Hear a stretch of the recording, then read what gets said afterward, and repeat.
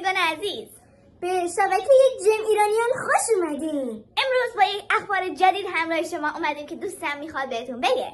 خیلی این اخبار مهمه و کاملا هم خطرناکه. الان به دست ما یه خبر کاملا جدی رسید که خواستم با شما اشتراک بذارم.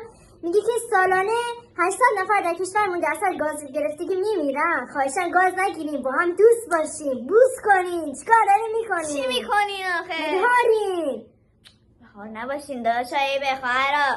خبر دیگه هم داریم که انشالله این یک خبر مهم دیگه هستش که ما باید اینو به دست شما میرسونیم. مخصوصا خانومایی که در اثر این خطر جدی هستن. خیلی خانم مواظب باشن. مواظبتون باشید. خب میگه در مراسم ختمی مردان زیادی جمع شده بودن. شخصی از صاحب عزا پرسید چی شده؟ چرا مثلا اینجا انقدر شلوغه و اینا؟ گفت الاغم جفتک زده و زنم رو کشته.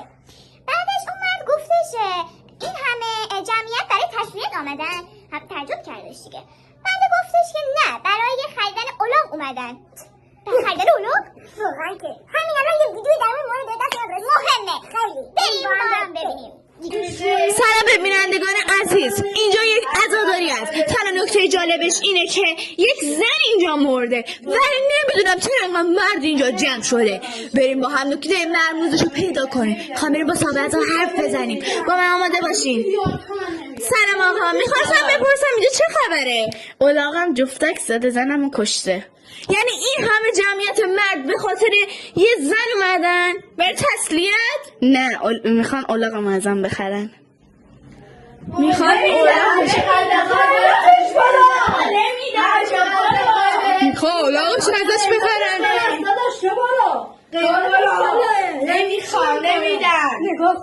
نگاه کنین، سر یه الاغ دعواست. خیلی عجیبه.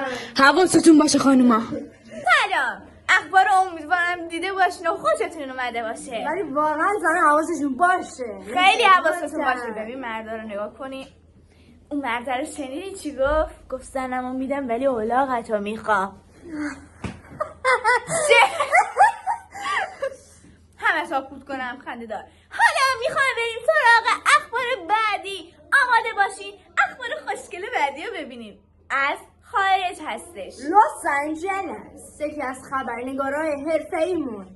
بریم که با هم داشته باشیم ویدیو کال بگیریم انشالله. با اکبر پور محمدی. آقای اکبر پور محمدی اینجایین؟ سلام، بله من اکبر پور محمدی هستم از لس آنجلس. اومدم برای شما یکی از خبرهای خیلی مهم که توی لس آنجلس اتفاق افتاده رو برای شما بگم. بله، میشه یکم درباره این موضوع توضیح بدیم و اخبار مهم رو به ما؟ بله حتما. یه دختری بود 11 ساله بود که توی اینستاگرام پست گذاشته بود، گفته بود سالها با هم دیگه خاطره داشتیم، حیف که زمونه ما رو از هم جدا کرد.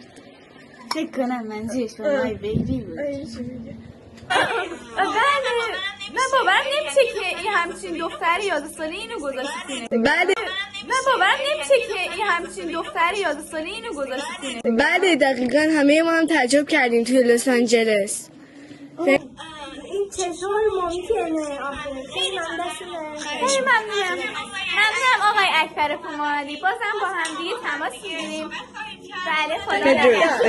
او مای گاد، واقعا من باورم نمیشه یه دختر 11 ساله تو اینستاگرام همچین چیزی گذاشته. لس آنجلس. ببینین به خارج نرین، خارج همچین چیزای بدی داره. مهاجرت نکنین همینجا بمونین. آره ببینین الان ما اینو گذاشتیم که شما رو اطلاع بدیم که این خارج بده، جای بدیه که بچه هاتونو به چیزای بدی چیز میکنه که نمیتونم بگم واقعا. با کمک خدای تعالی میخوایم آخرین بخشمون رو اجرا کنیم که که یک پسریه که توی خیابون میاد یک آهنگ در مورد آمریکا میخونه و با هم دیگه و ما رو خوشحال کردش. ممنونم که فیلم گرفتی و به ما ارسال کردی و ما میریم که فیلمش رو با هم دیگه ببینیم. با ما ممنونم که تا اینجا همراه بودین. آخرین اخبار رو میبینیم.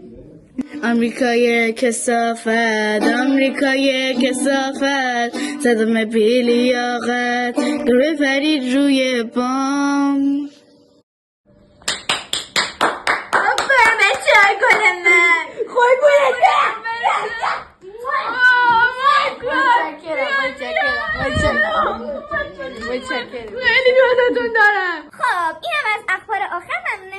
همراه بودین. خیلی این فیلم خوب بود ولی تازه به دستمون رسید، خواستیم شما هم با ما اطلاع داشته باشین از خبرهای تازه.